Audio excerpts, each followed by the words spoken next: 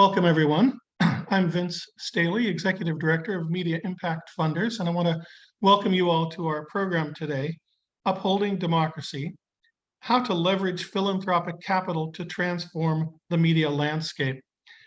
Today's program is a really special in a variety of ways for us today. It's a member briefing, so that means that we developed this program in partnership with our partners and our friends at New Media Ventures. And this is a good reminder for all of you in the webinar today or watching on the video replay that members can reach out to us and design these member briefings, any of you who are members. And if you're considering and not yet a member, it's a good reminder to consider that as well. But in terms of today's program, it's really special because we've had a close relationship with New Media Ventures for some time. The former president of New Media Ventures, Christy George, was a member of the MIF board of directors for a number of years, but we've never really done a program together, so we're really excited to be doing that today. And it's a really important moment, I think, to have this discussion for a variety of reasons. I don't think I need to say anything about the political context. We all know we're at a critical juncture in our society with attacks on democracy, and I'm sure all of our speakers will really speak to that. But also it's an important moment in philanthropy and in media philanthropy. Over the past 10 or more years, there's been a huge explosion in grant making in media philanthropy, in support of journalism and other aspects of media. As well, it has been a growth in mission investing in philanthropy, where foundations especially have seen that it's important to draw upon the capital resources beyond the grants to do their work. But up until now, there really hasn't been an alignment with those two trends. And so we're hoping that this discussion illuminates that possibility, that folks who are becoming more comfortable with mission investing will also see that media philanthropy is also a place where they can think about that. And we couldn't have better partners to explore this with than the team at New Media Ventures and their partners. So before I mention who they are, and they're up on your screen, I do want to say that everyone who's participating, because it is a meeting format, should mute yourselves, and only the speakers then will be off mute and on their mics. If you want to offer a question, offer that in the chat or Q&A, and we'll keep track of that throughout the briefing. So please do that. And I think those are the logistical highlights I wanted to mention. And our speakers today then are the president of New Media Ventures, Carlicia Graham, and the president of their partners at Accelerate Change, Peter Murray, as well as Philip Sanders, a partner in New Media Ventures, and Daryl Scott, who is vice president of media investments and acquisition at Accelerate Change. And with that, I'm going to turn it over to our panel today. Thank you, Carlicia. Thank you, Vince. And also thank you to the Media Impact Funders for hosting us today. I'm excited to be joined by our colleagues and our peers at Accelerate Change. We have long shared the same vision for media, which is that it's a tool for and by the people, and also a conduit to a multiracial, reflective democracy. But media is changing, right? We all remember when content creation used to be an established profession, right? Like it had standards. We called it journalism. But now we are living in a time in which anyone with as little as a flip phone can press record and bring the entire US Capitol to its knees. We've seen it happen. And we've talked so much over the last 2 years about how dangerous disinformation and misinformation is, the impacts to public health, lowered trust in public institutions, the crumbling of our democracy, just a functioning society, period. But the truth is, we need less scholarship in this space and more action. If we want a healthy media ecosystem, one that works for the good of society, then those of us who believe in democracy, those of us who believe in truth and in accountability, we have to be the ones to bring it back to the center. We can't fight or stop the way that the landscape is shifting. We can only control how we shift with it. Right now, we have footholds in like 20% of this pie, And of that 20%, I'm counting like cable news, your national journalism, like old social channels like Facebook and Twitter and ads. But there's this other 80% that's cultural media, emerging platforms, structured media supports like distribution and newsroom tools, even gaming. We are losing ground by the day. And with it, we're also losing a chance for pluralistic governance, because that is where people are choosing to spend their time. They're spending their time online and in like-minded communities that provide value to them. We've got to meet them in those spaces because they are not coming to us. So make no mistake, I believe we are in an arms race and that the spoils of war are going to go to whoever occupies the most airtime. It is incredibly, incredibly cheap to mass produce disinformation, but it is incredibly expensive to allow that disinformation to continue spreading without intervention. Playing catch up costs us more than just money, it costs us the people, which is a price we cannot afford to keep paying. We cannot keep losing people to these anti-democratic narratives and just hoping that we're gonna win them back at some point. So I hope that you all are here because you want to diversify your funding models to include media investments. We're here to tell you how we do it at New Media Ventures, at Accelerate Change. We're gonna talk about ways that you can get started. And if you want to dig into some case studies, we can do that too. We really want to be a resource for you today and any other day. I want to say, as you step deeper into this space, there are 4 things that I want you as funders to internalize. One is scale.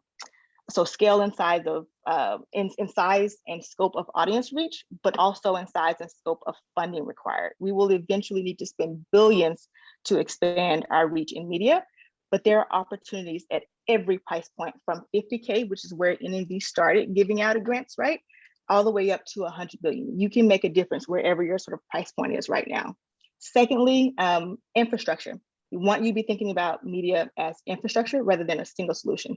We need everything from local journalisms to tools that sit on top of emerging platforms, to interactive media, to communities of practice, to content creators, even good information hubs to inform and resource this growing independent creator community. We need it all. So we should be thinking about this in terms of going wide, not necessarily like super deep on sort of like one solution to save our sort of like media landscape. Third, I want you to internalize risk. We've got to get out of our own comfort zones of like what we think we know.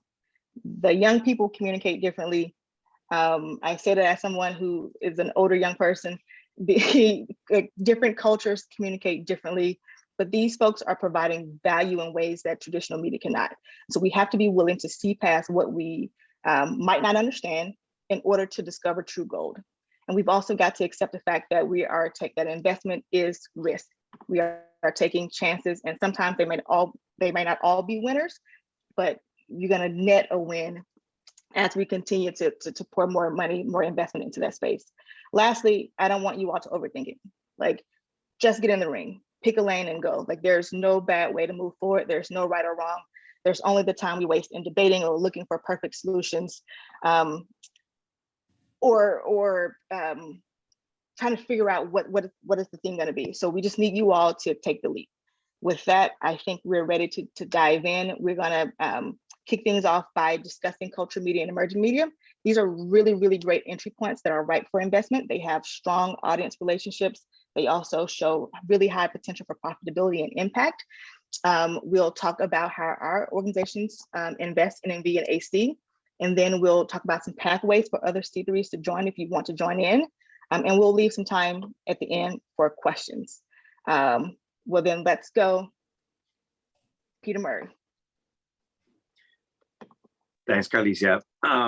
So I think the first thing we wanted to talk about is really wrapping our head around the fact that most Americans do not consume a lot of news in their day-to-day life. We are very weird, and we have to sort of start with that understanding to recognize that most Americans do not sign up and subscribe to news media in their daily diet, and that most media is not news. Most media is entertainment and culture and lifestyle media. That's 95% of the market. That's 95% of what gets consumed as 95% of the money. And that we can think of those folks who are not getting news as news deserts, or however we want to think of it, but the disinformation thrives in those places because there's not a lot of high quality news content in those spaces. There are also news spaces that are filled with disinformation as well, but there's also this much larger space of folks who are not getting a lot of news in their diet, and those folks are consuming cultural media. And there are a range of cultural media properties that then reach audiences that aren't steeped in news and build that daily connection that Carlicia was talking about, whether it's around gaming or tech or entertainment or culture or beauty. There's a whole range of ways that that's happening, but it's not, we get too focused on, well, let's support just news. News matters and it's important, but it is not reaching most Americans. And we have to start with that understanding. Also, we found that news actually is most impactful when it comes through trusted cultural voices, and that can change how people consume and understand it when it doesn't just come sort of as the voice from nowhere, but it's actually coming through those cultural voices. Finally, there's this set of disruptions that are happening in media right now that are changing the landscape, and those disruptions create opportunity, which Phil's going to talk about more, and it's sort of what's happening in emerging media, but just three I want to point to. One, which is the social platforms. The social media platforms are changing. It used to be just a duopoly of Facebook and YouTube. Now TikTok has really scrambled that, and short form video is changing all the platforms. Everyone's having to be responsive to that. We're now in a very open space, and there's a lot of growth opportunity there. Second is that there's been an explosion of influencers who are now the way that many Americans, especially young Americans, are getting information in their lives. Again, mostly not news, but there are opportunities to deliver news through those influencer networks, which we do a lot with. And then the third is the streaming transition that's happening. And this is a transition both from television to streaming, also audio is going from radio into podcast, and those transitions create opportunities. So slide on this. So just conservatives have long understood that investing in cultural media at moments of disruption is the way to grow. And cultural media has been, for conservative side, gun media, Christian media, business media, and sports media. And they've really invested heavily in those spaces. So the Trinity Broadcasting Network and a whole series of multi-billion-dollar Christian media enterprises are shaping the way people understand what's going on in the country and are inserting news into that. Barstool Sports is a good example of this. The Daily Wire has launched a $100 million kids programming set of channels, right, as a sort of response to Disney getting into the Don't Say Gay fight. We need to be making investments that are getting into cultural media to provide high quality information and fight disinformation. Do next slide and show a couple of examples of the kind of range of kinds of properties that are out there that are at this point of inflection, whether it's the Shade Room, which is a massive Instagram account that's focused on Black culture and news and celebrity, or being Latino, or Flight House, which is a large property that's blown up on TikTok, or Betches, which is multi-platform. These are just examples. There are thousands and thousands of companies that are cultural media companies that have these relationships, but right now, most of them are not doing high quality news. This is the challenge. It's also the opportunity. So I'm going to pass to Phil to talk about the emerging media pieces. Thank you so much for that, Peter. So the radio, the television, and the movie theater, those were three places you told stories and reached people growing up. And I know I'm telling my age, but since then, we've seen this massive transformation in terms of the democratization of distribution, which is social media, YouTube, and other streaming services and more. So as you know, every day people are thinking of new ways to transfer narrative power from institutions to individual creators. And this is like the literal term of power to the people. And they are building platforms with real community, real autonomy for creators, and real participation to the tune of 50 million unique visits per day for some of these platforms. So I want to share a few stats where we're noticing trends in this space. One, steady social media growth. Social media growth rate since 2015 has been at an average of 12.5% year over year. 72% of the US population, or 240 million people, actively use social media, averaging 2.5 hours per day. We know that this trend isn't going down. People may migrate to new emerging media platforms, but they don't leave social media altogether. This is the new norm. Another is content type matters. Gen Z isn't consuming the content in the way the previous generations have. They do care about deep content information, but the trends are showing that they need, as Peter had mentioned, short form to fit into the lifestyle.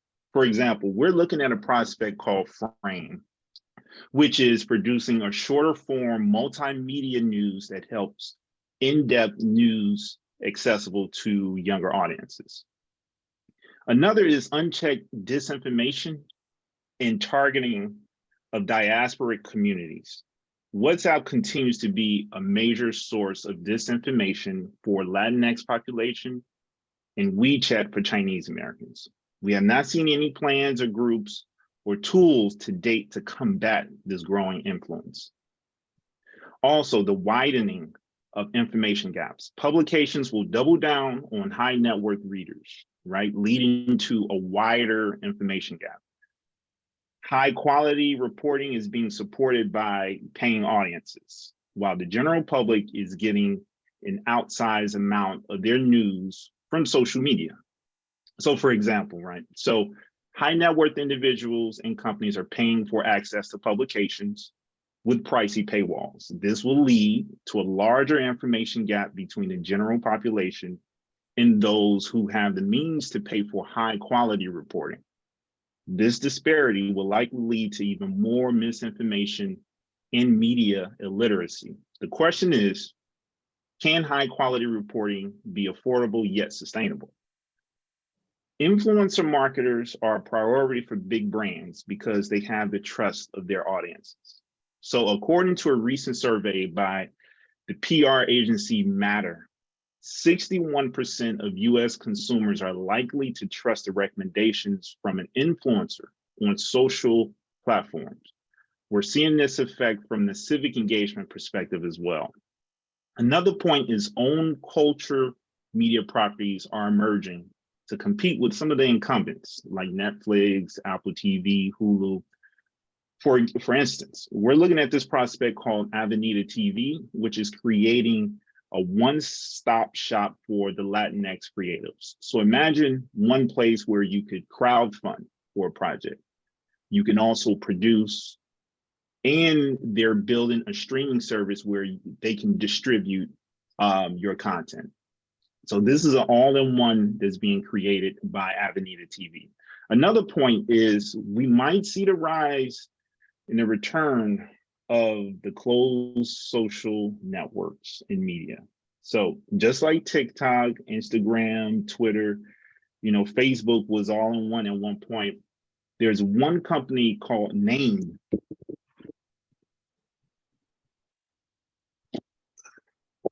There's one, my bad, my headphone hopped out. There's one company named Fizz, which is an emerging social media platform that's like a college-only Reddit-like social app that's spreading across colleges.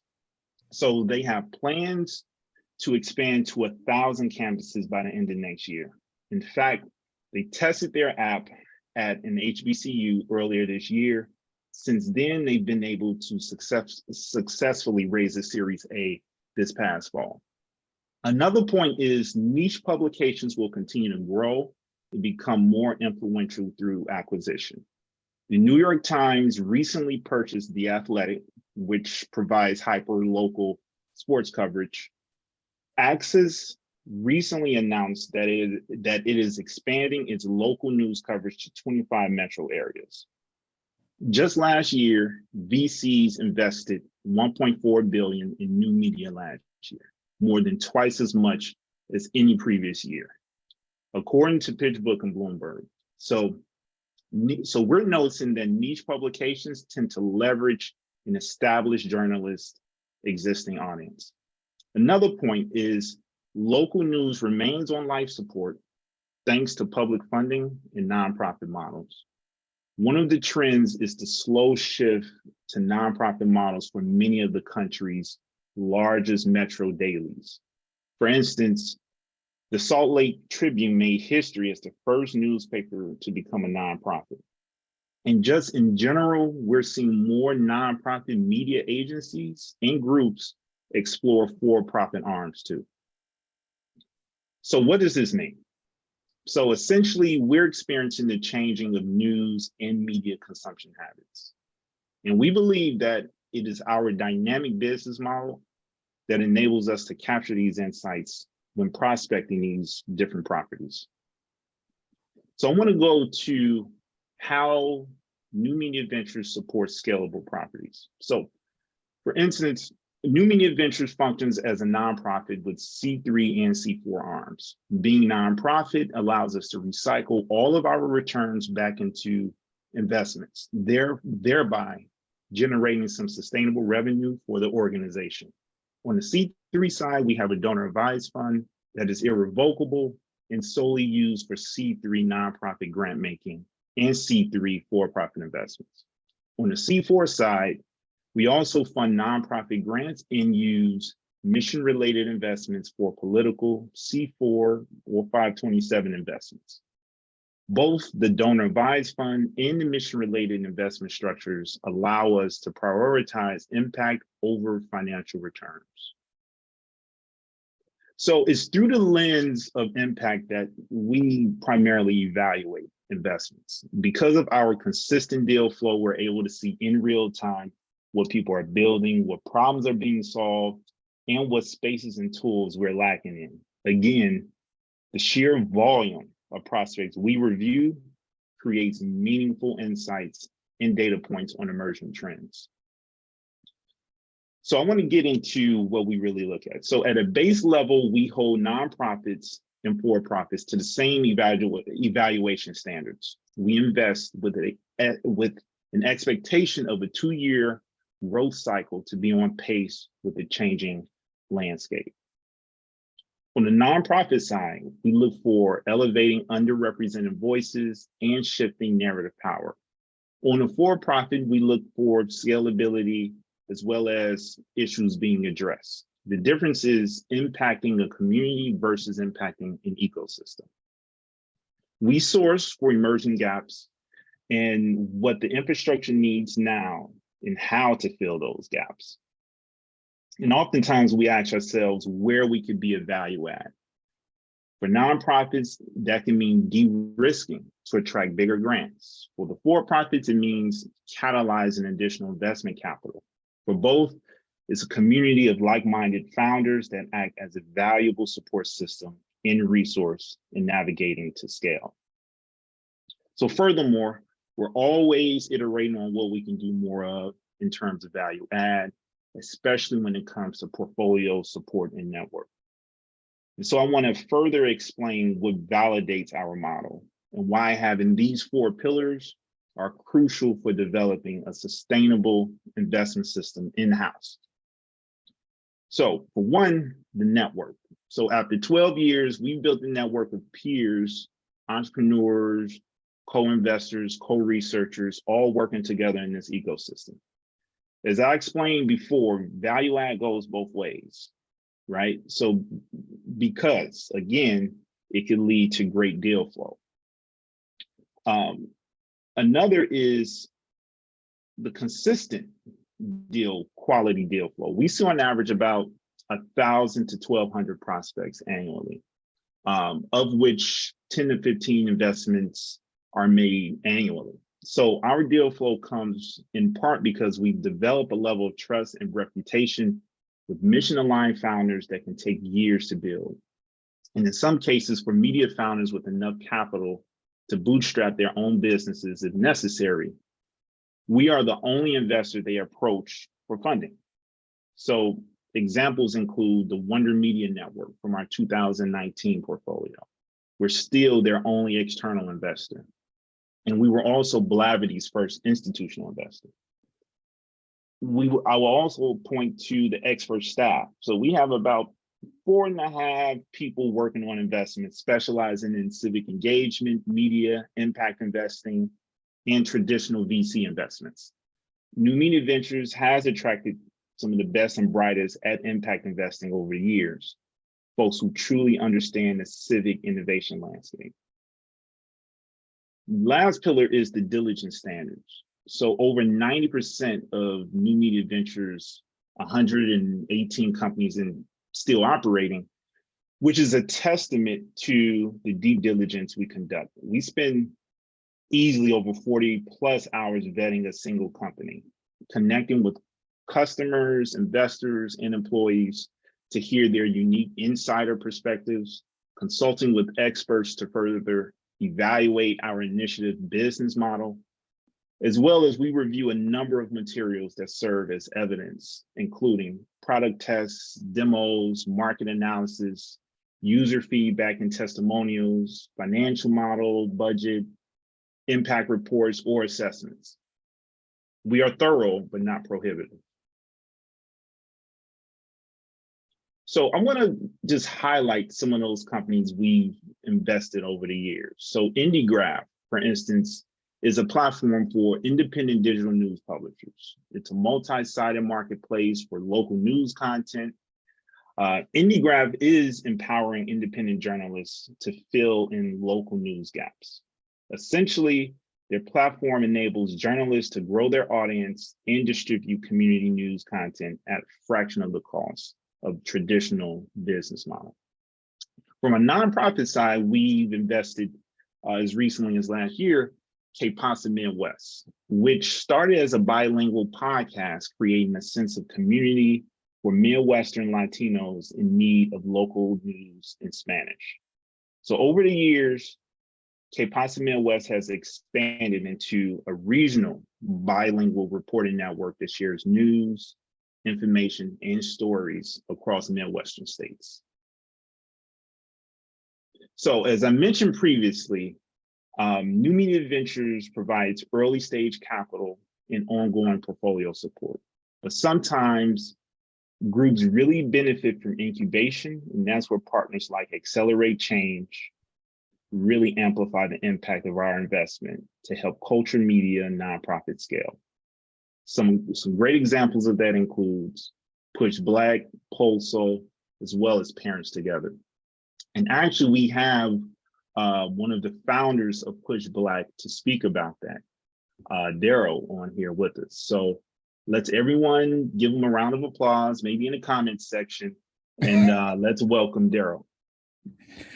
Thank you so much, Phil, for that introduction. Next slide, please.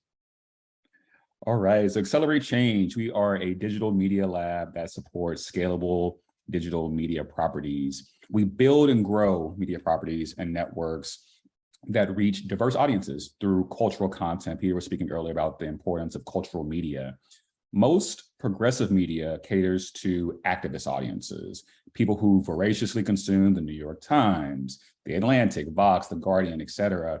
But most Americans, shocker, are not activists and they aren't avid news readers. So to reach these audiences, we have to start with cultural content. So for example, that's Black history with Push Black, parenting news and advice and stories with Parents Together, Latin food and culture from Pulso, youth culture memes and stories on Instagram from Impact. Together, Accelerating Change's network of media properties reaches over 50 million Americans each and every month. We've also partnered with Kerry Washington to create Influence Change, a network of several hundred of the largest celebrities in the world who want to drive civic impact. And our partners, Gen Z for Change, Influence Change, and Vocal are all developing influencer networks for civic action. So together, our influencer and celebrity networks generate over 1 billion views of civic content per election cycle. And just for me personally, as a co-founder of Push Black, I can speak to the robust incubation services and experimentation support that Accelerate Change provided Push Black in its early days, from guidance on how to structure and run lean experiments on a variety of social media platforms to advice on where to focus our revenue generation efforts. You know, we've always had a strong partner in Accelerate's Media Lab. And I will now turn it back to Peter from Accelerate Change to share more about one of our more recent investments that we've made. Thanks, Daryl. Next slide.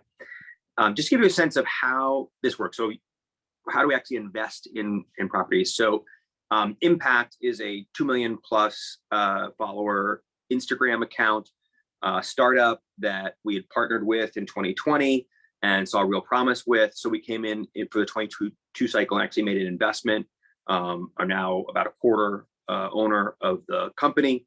And that infused their team with more resources to be able to do evidence-based civic content into 2022.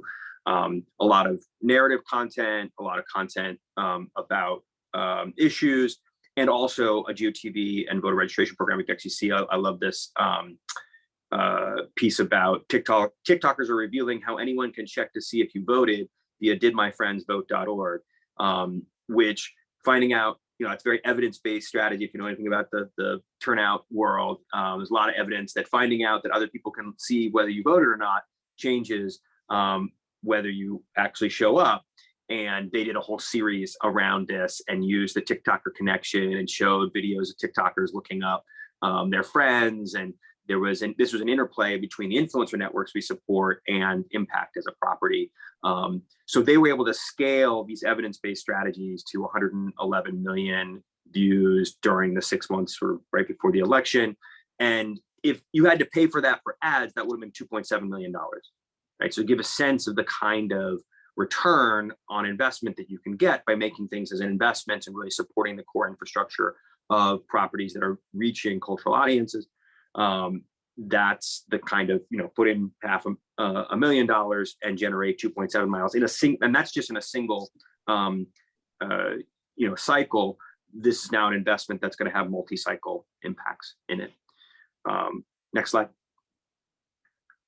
So we wanted to really talk about what are the pathways as C3 funders in particular for getting involved in investing in media properties, in civic media as we think of it.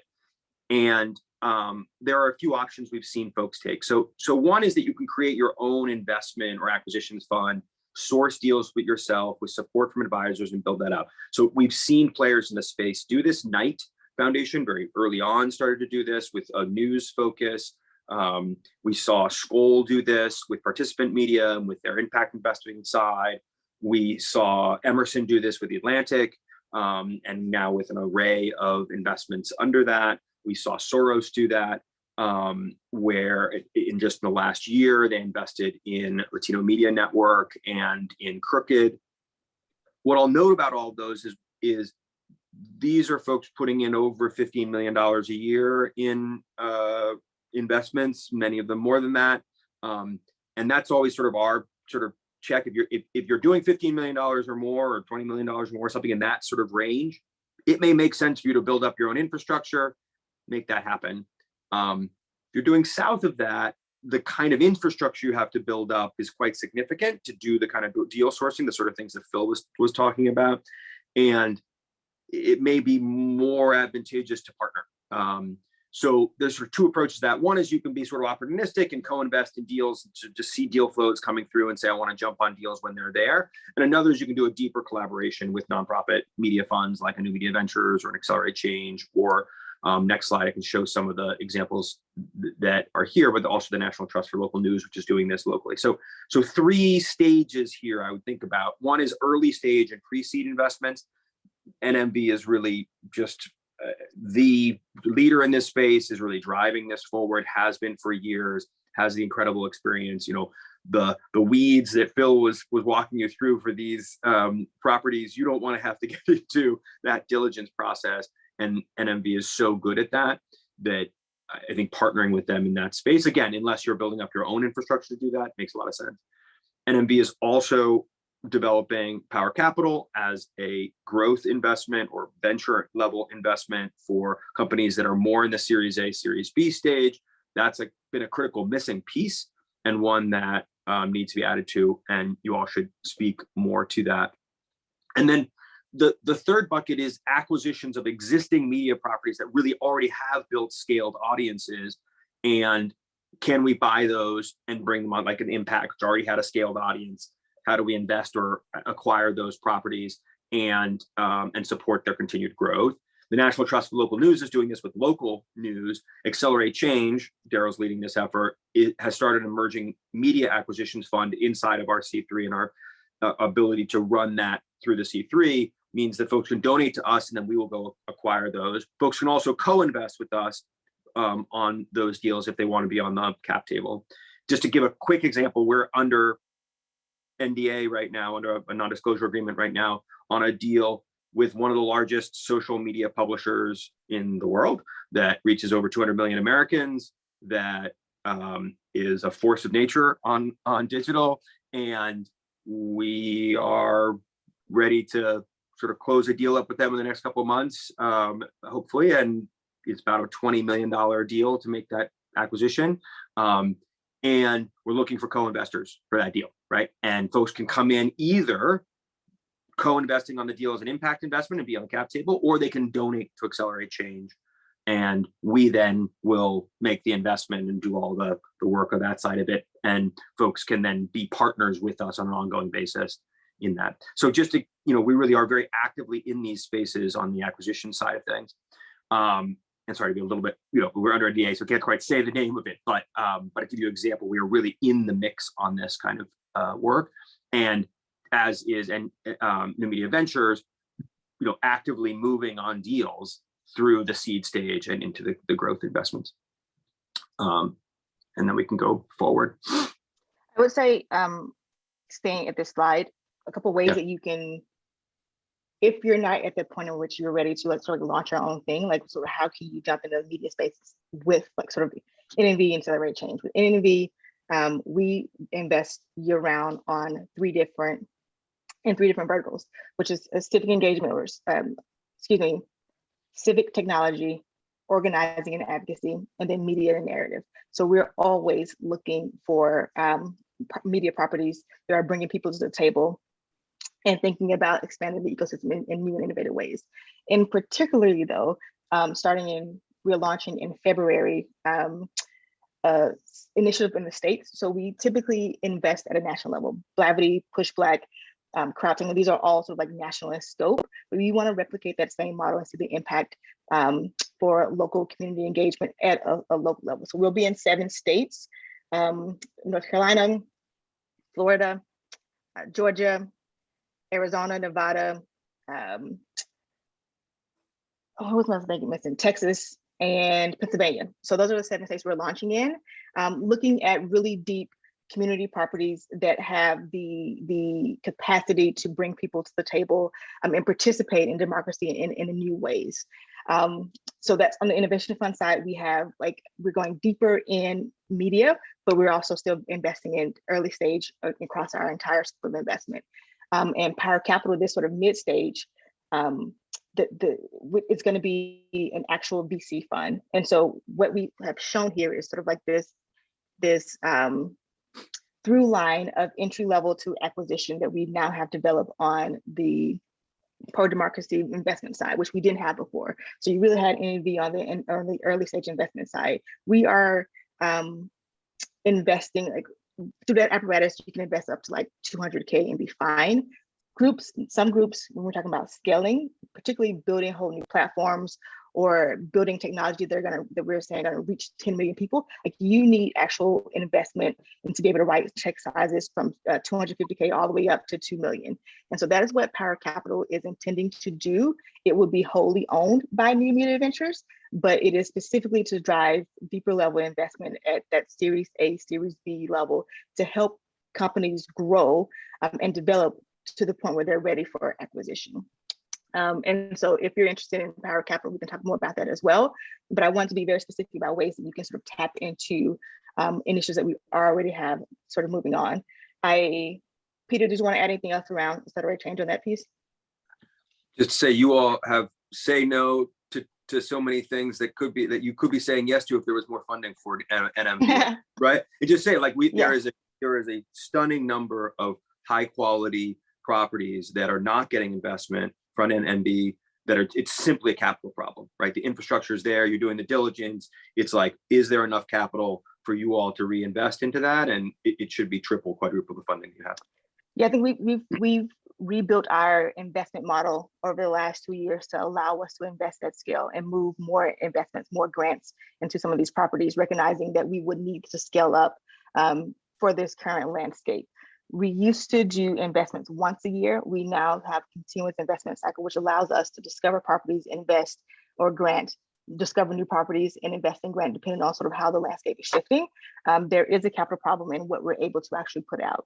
About 40% of our applications right now, a little over that, are coming through as media properties. So there are, and they're coming from their cultural media properties, they're social properties, they are B2C tools, they are newsroom tools.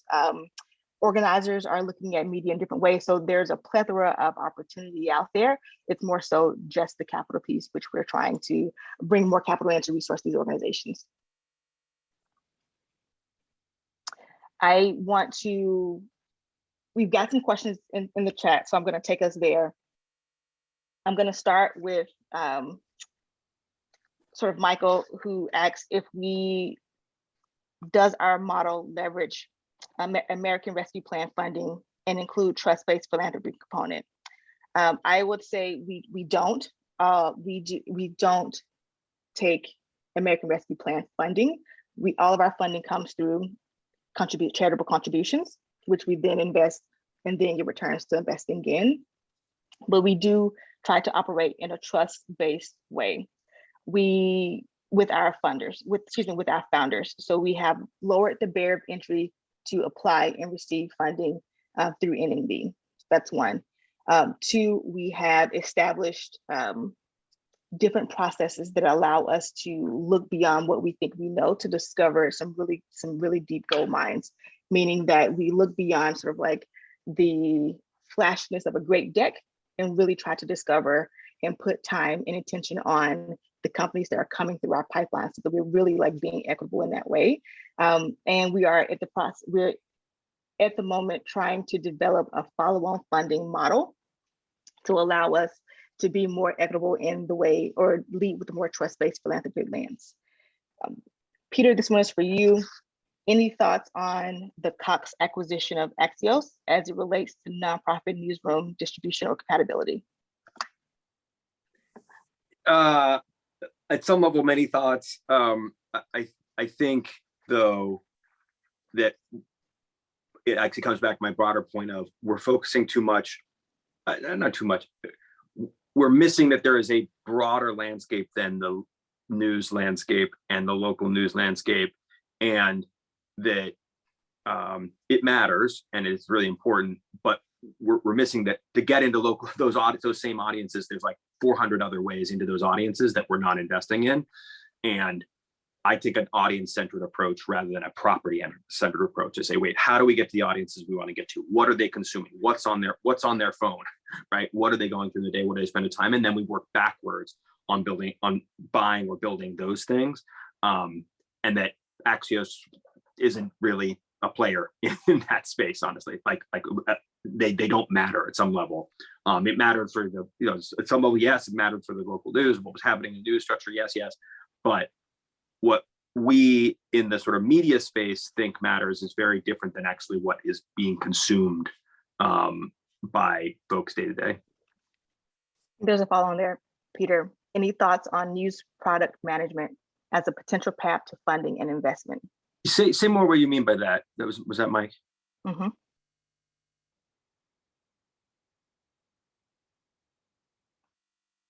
Mike, are you still with us?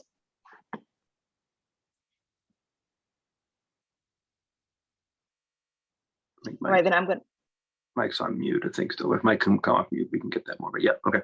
Yeah, so I'm gonna pass this question to both Phil and Derek. I think I would love to hear AC's perspective on this as well, which is like, can you talk about how we measure impact when it comes to civic engagement? Is it mostly voter turnout?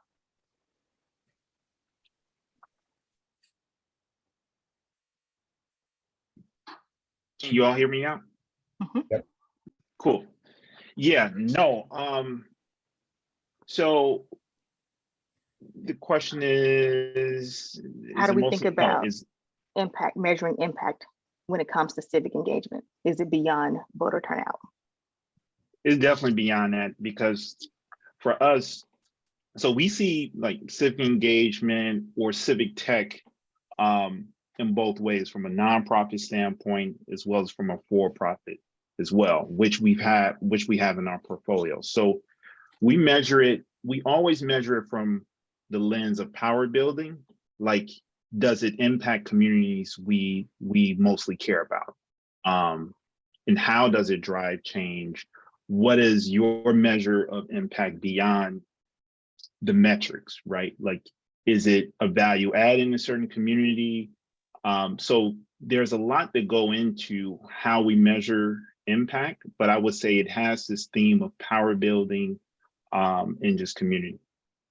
And power building for us extends beyond the structural pieces of democracy like voting. It encompasses a wider degree of systemic equity, quality of life, and access. And so if we're using these properties to drive greater access for NMB, that is impact. Daryl. Thank you. So when it comes to acquisitions for Accelerate, we evaluate all of our opportunities by both a business ROI piece as well as a civic impact ROI piece. And when we're thinking about civic ROI, that's including issue education, narrative dissemination, and voter engagement. So for each acquisition, we are looking at the civic impact value of the audiences that we engage in. We're very audience centric, and we're wanting to best understand the depth of that relationship and the opportunities that we'll have to integrate news. Because remember, a lot of what we're looking at, news isn't there for the properties. So we want to figure out how to integrate news, integrate issue messaging, integrate issue narratives and opportunities for voter engagement down the road. And we also have, a bit of math that we're doing around, civic assessments, where we're looking at what can these properties do with their audiences and who they're reaching, and what's the best comparable in some cases is what's the ad dollars. So if someone else were spending their ad dollars to reach that audience, what would it cost? And how do we backtrack that and say, okay, this is the value that we see from this acquisition. This is the value civically that we see with these eyeballs reaching this particular audience. And we have a lot of, we can go in much more detail around it, but that's what we're thinking about all the time. The civic ROI matched with the business ROI when we're looking at the impact. Jen has a question about working in those 7 states I mentioned. Are we investing in hyperlocal projects in media? Yes, hyperlocal being state-based and regional-based. And so a lot of, we've noticed in these sort of cycles that states are getting more news externally from like these sort of national sources than they are getting in within their own states.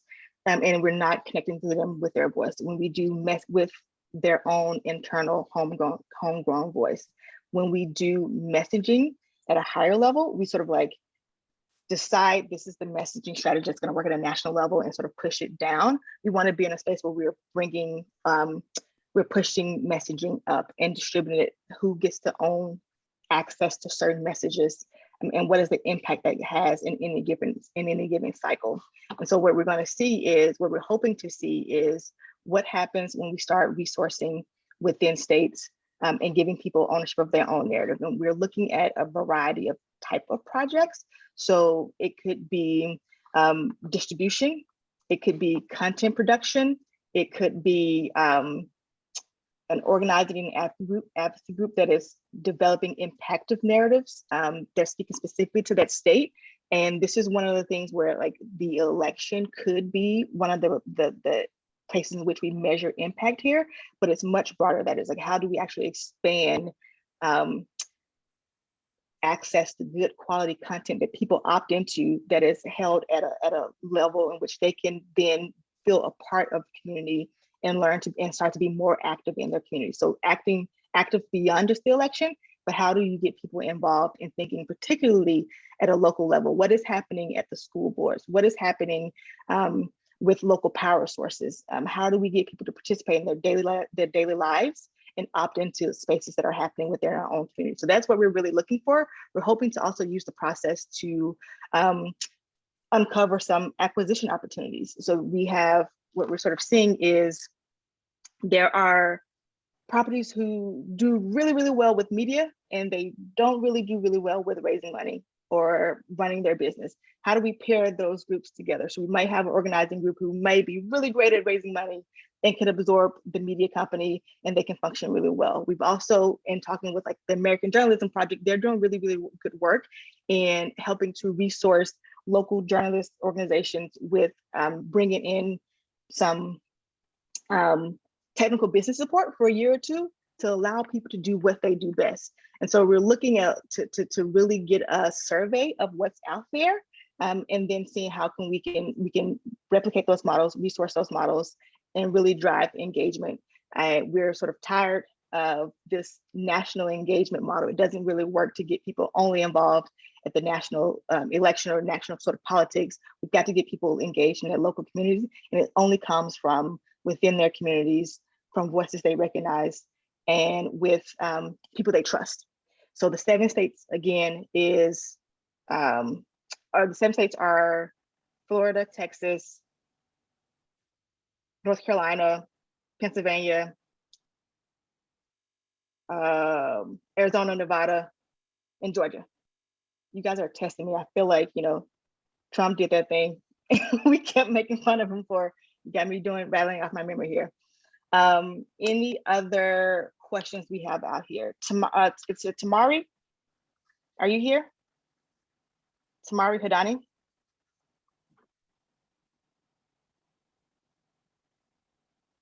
She asked the question is, were there any specific trends that influencers were most successful? Were influencers more successful when it came to fundraising for specific causes or candidates? Were they most successful when it comes to volunteering, moving volunteers out to local organizations? Where did influencers have the most impact? Maybe I'll jump in on that one a little bit. So with our influencer networks, we keep trying to come in and run campaigns and say we should do this campaign with you based because it's evidence-based, and that's kind of the thing that didn't work. It really worked best when, like, Olivia Juliana from the Gen Z for Change raised $2 million for abortion funds, got in a fight with Matt Gaetz about it. It blew up all over the place, and it kept abortion front and center. And it was totally non-linear. It was, and the thing that worked, what works is to invest in the influencers in long term. That what had worked, we've been investing in Olivia for a very long point at that time, and so she just had the ability to do whatever she wanted to try to create change, rather than here's the campaign, go do this thing. So that's what, like, my big picture on it. It means, I think what was most successful going forward is to have fellowships and organize and really treat influencers as organizers. We're going to hire hundreds, maybe thousands of organizers by the time we go into 2024, go knock on doors. We should be hiring hundreds of influencers to be organizers online who already have the audience, who are already out there reaching key audiences, and invest in them having consistent information going through, but also give them the freedom, give them the information. We give all the information about this, what's worked, for how to get the vote going or how to talk about this issue. We educate them, but we treat them like we treat an organizer, where we trust them to do their script, to do their voice, rather than anything where we drive it. And in terms of what, your point about which kind of categories, all the above, like driving volunteers, driving fundraising, driving GOTV, driving issue narratives. They can do it all, but don't expect it in a linear fashion, and don't expect you're going to be able to sort of command and control to it. Instead, invest in people and educate, engage, work those folks up a ladder. I would absolutely love to see more information hubs that are catering to influencers, so they can get accurate information they can then disseminate without trying to control them. One of the big things we're seeing, and that we want to avoid in sort of this acquisition strategy, is acquiring cultural properties and then removing the thing that makes them great. Or right, in typical acquisition fashion, you acquire property, and then you might bring in a big executive to sort of run it. You cannot purchase Blavity and then bring in a Comcast executive to run it. It will not work, and that is like replicated across every sort of property that we've built in this space. Like, we're in this space because we believe in the mission first, And we believe in proximate leadership. We believe in people building communities who are close within those communities. That is how you keep people engaged, right? That's how you keep them trusted. And so we want to make sure that we are being responsible funders. We are being responsible in how we sort of like drive acquisitions, and that we are centering impact over everything else that comes sort of in terms of what we're doing. There's a question coming in from Jen. As a funder who can invest in individuals, is there a way infrastructure or infrastructure to access these influencers and support their work? What kind of infrastructure needs to be built to support influencers committed to social justice and progress? Peter? Yeah, maybe I'll jump in on this again. So yes, absolutely. So what we've found is two models that work well for this. One, which is peer-to-peer influencer networks that are really owned by the community of influencers. So Gen Z for Change and Influence Change are the two big ones of this. And you can give donations to them. Gen Z for Change is a C4, but we can do C3 work with them. If folks are interested on the C3 side, they're amazing. Same thing with Influence Change, which is more celebrity and mega influencer, and they work very closely together and collaborate on campaigns and on influencer engagement. And then the other model is the model that Vocal is doing, VOCAL, which is it really is an agency that can work with any funder and say, okay, we're going to work with you to deliver a campaign. We want a campaign on whatever thing, you pay Vocal, and then they take care of all the individual management of that. Again, you can reach out to us if you want connections into that sort of thing. And we're seeing through the pipeline, Phil can talk to this as well, groups are organizing themselves, right? Influencer networks are coming together and building platforms that they can drive themselves and that you can also support. So you support an organization which is giving platforms to hundreds of influencers that they then have revenue share, they then have autonomy over their products. They really have a voice versus like using a sort of direct contractor model. Phil, do you want to say anything else to that? Yeah, and I think that, as I mentioned earlier, just the emerging of like this new media, we're going to see more of that. One of the things I like about our portfolio is that there's this cross-pollination happening with nonprofits and the for-profit entities. So folks are working together, and they're working together on both the social media front and just on a grassroots level. So I predict that we're going to see more of that happening. And so, yeah. Thank you, Phil. I'm going to close out questions here, but I also want to say that we talked about some opportunities with NNV, with Accelerate Change. Beyond that, I want you all to move money. Like whatever works for you, because this ecosystem needs it, and it needs it in all these different places. We're seeing opportunities at our level that make sense for us, that we can plug some gaps, but that if that doesn't fit your model, like we can talk about what works for you. So if you want to go deeper, if you want to think more about it, if you want to have access to sort of our pipeline and some diligence of groups that we diligence, some information on groups that we diligence and can't fund, like we're happy to bring you into that space. We want to be a resource to help you expand this ecosystem. Vince, you want to close us out? Yeah, well, thank you, Carlicia, for leading us through a really rich discussion. I feel like we really just scratched the surface, but it was a window into this really rich world that you guys work in. I was very fortunate earlier in the fall to go to the New Media Ventures Summit in San Francisco, and I just have to say, if and when it happens again, people on this call, on this webinar, should really think about putting that on their calendar. It's sort of a cross between an investors conference and a church revival tent meeting held in a nightclub with a really great DJ. You check all your boxes. It was a great experience. And speaking of great experiences, we're going to be holding our next big in-person event also in San Francisco, June 1st, our Media Impact Forum. And hopefully we'll be able to explore some of these topics and issues in person together when we get together the 1st of June. But thank you all, and thanks to the whole team at New Media Ventures and my colleagues, Roshni Amelia in particular, Media Impact Funders, and all of you who are participating in this discussion. Let's keep the conversation going in the future. Thank you all.